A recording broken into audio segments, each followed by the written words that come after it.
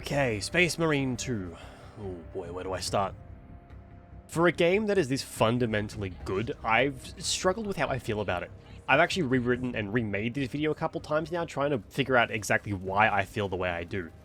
It's a really good game. I'd actually say a great game. It's an improvement to Space Marine 1 in almost every way.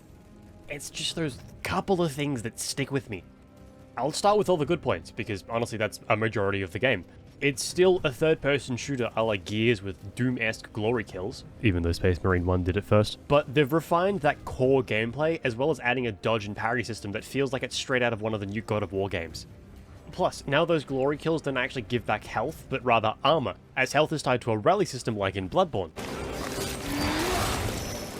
Gunplay has been tightened and focused thanks to the inclusion of the class system, which I'll touch on more in a moment, but just know that instead of 4 weapons, you only have access to 2 and a melee at any given time, which may seem like a limiting of options, but it's actually more like a focusing of playstyle identity. For example, instead of one bolter that gets a damage upgrade late in the game, you now have access to multiple kinds of bolter, allowing you to fine-tune how you want to play. My favourite is the bolter with an underbarrel grenade launcher, because... So, the core gameplay is flawless, no issues there. What about the different modes you'll be playing? Well, there's 3. Story, the main story of Titus and his squad. Operations, the match-made PvE mode. And PvP, the PvP.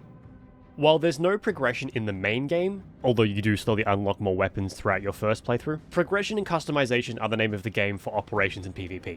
They have a shared cosmetic unlock system, but they're separate when it comes to the weapon unlocks. PvP's unlock system is tied to your overall level when it comes to weapons. Operations is much more involved and class specific. Each weapon has a mastery and perk system, and certain weapons are tied to certain classes. Speaking of customization though, where's my Heretic Astartes customization? Last game I got to rock a sick flawless host setup, but here I get railroaded into being an Ultramarine because I like to play sniper. Which, nothing wrong with Ultramarine, I just want to, I want to play flawless host, man. Let me worship Slanesh. In all fairness, there is some, like you can change your color and markings, but there isn't any armor customization or anything really in-depth like the Lowless Marine. Plus, there's also the fact that PvP only has 3 maps and 3 modes, which isn't ideal, but the gameplay more than makes up for it, so it's fine. Operations is without a doubt the best part of this game, because it's everything good about the game distilled into one mode. It's also story relevant, with the missions taking place simultaneously with Titus's main story. You take the role of one of 6 Marines, sent out to achieve a secondary objective for whatever mission Titus is on.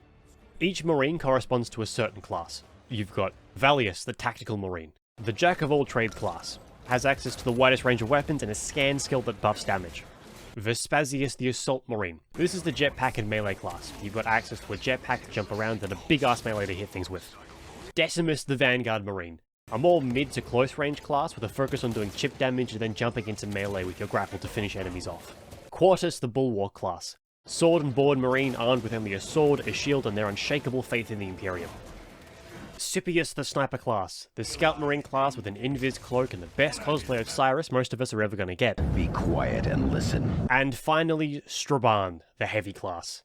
The heavy weapons guy. Every Marine has their own personality, and the banter between the 3 adds some nice variety when you end up running Inferno for the 5th time that day. That jump back sometime. I would never want for a good vantage again. There is no better line of fire.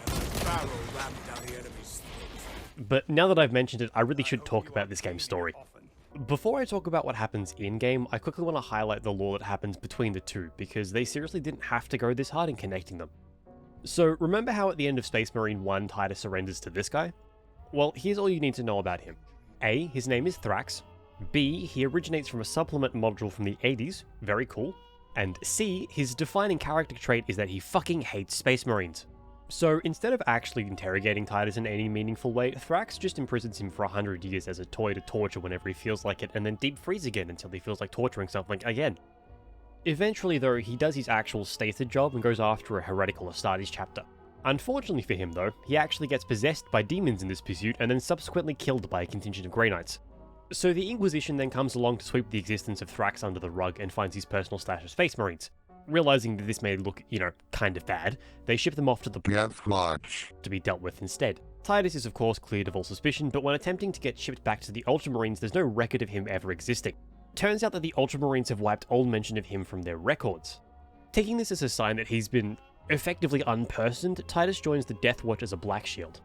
To quickly explain what that means, the Death Watch are an Inquisition-aligned chapter that is entirely focused on Xenos and is made up of veteran Marines who are volunteered for a specific operation. They join for as long as the operation lasts and then goes back to their original chapter. Unless you're a Black Shield. Black Shields forego all previous identity and join the Death Watch as an anonymous Marine that's on a suicidal attempt at redemption. So Titus joins and serves as one of those, taking the name Nullus for roughly 100 years until he's eventually sent to a planet called Kadaku, which is where Space Marine 2 picks up. And this opening is one of the best openings I've ever seen. Watching the members of the kill team die one by one in this suicidal mission that only the Death Watch would take, forcing the player to experience the overwhelming numbers of a Tyranid invasion in that final Halo Reach-esque survive mission, it's a level of characterization and storytelling you don't really see in 40k games. Let alone the fact that it's such a cool touch to play through the events of Titus being found and re-established as an Ultramarine. Which is why it's such an issue for me that everything past this I start to have issues with. It's not because of the overall quality, it's actually pretty damn good. It's just, remember how I said that this game was Space Marine 1, but with some improvements? Well, that also applies literally to the story. This game's narrative walks the fine line between being a thematically biting commentary about the cyclical nature of the Imperium and a love letter to the previous game, or being a borderline redo of the previous game's story. So what I'm going to do is I'm going to walk you through the general points of the story, because while the game has been out long enough that I shouldn't have to really be worried about spoilers, there is good enough stuff in here that I don't want to spoil everything for you, because I would genuinely recommend this game. The story's good. I'm being a stickler here. I get that. But, quick little shout out to one mission that I really hate. The section with the Rippers, it sucks. Sorry, it just does. It's bad. Fuck the tech priest for making me go there. I'm happy you die. Get shish kebabbed, you metal man. So much for the weakness of my flesh. Okay, so, broad overviews. The game starts with the impending threat of the Tyranid invasion. So we've got an invading Horde army. Sounds familiar. Over the next few missions, it's revealed that the reason Titus was here in the first place as a Death Watch squad and why the Ultramarines are now here is not just because there's a Tyranid invasion, but because there's a secret project called Project Aurora that the Mechanicus are working on.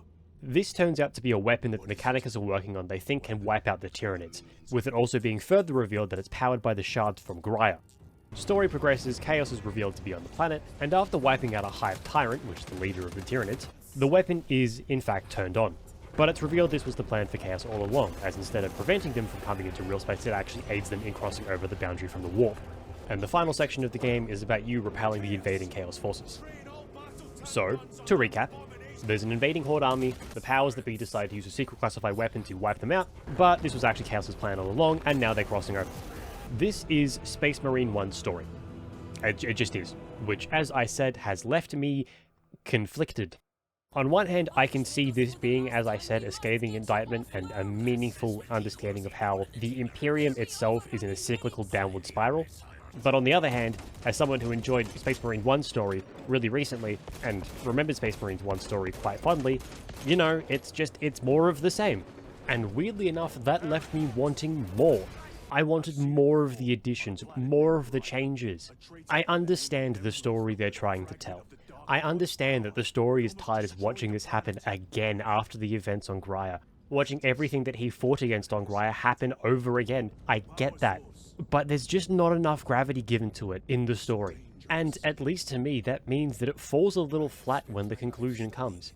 I don't know, maybe it was a lack of cutscenes. Maybe it was a lack of dialogue that I just wasn't listening to as I was playing. I don't know. I mean, if there was more cutscenes and they were anything like the start and the end ones, sign me the fuck up. But it almost felt like you hit the plot point, you moved to the next plot point, you hit the conclusion, and that was it. There was no, like, breathing room in the middle that sort of built things up. But at the end of the day, that's a me problem. That's how I feel about it. Plus, it's not like there isn't anything I liked about the story. It's actually the opposite. In fact, everything aside from those core story beats was actually really good and had improved leaps and bounds over the past game. Like, we actually get proper character development. They start off one way, grow and change throughout the story, and end up a different way. It's, wow, character growth. Oh, you'll love to see it. Also, this game does spectacle so well. Like, intro, pure cinema. One half of an amazing bookend that are this game's intro and final missions. Also, as a Rogue Trader fan, I really appreciate the inclusion of Ulfar here. I see you. I see what you did. Wandering through Rocadian unit as they're getting a morale speak before wandering into the hungry maw of Hormagaunt? I've never felt the Emperor's spirit flowing through me more. Standard bearing in a glorious final stand? Impeccable. Calgar's intro? Flawless. David the Dreadnought, chef's kiss. ¿Quieres? Killing a Lord of Change as a final boss is becoming weirdly regular, and that Call of Duty ass ending is so weirdly fitting, I can't describe it. I feel like I've seen that ending in a COD game. And all that is Space Marine 2. So, how would I summarize this game? To borrow a line from Mr. Brickle McWarhammer himself, this is the most 7 out of 10 game ever to exist. It's great, but it's also scarily similar to its predecessor. Like, I got literally everything I wanted when I walked away from my last run of Space Marine, and yet because it's so fundamentally the same, I'm left feeling wanting, and almost the same as when I left that game. It's great, don't get me wrong, it's just that I can't help but leave wanting more when it comes to the narrative evolution. It's a shame that the main narrative is what it is, but luckily everything else is there to make up for it. The roadmap promises more content, which is always good. I just hope that the next game has its own story. But with all that said, if you'll excuse me, I need to go unlock this cool little thingy for my heavy marine. Look, it's got a fucking skull on it. Look at it, it's fucking sick.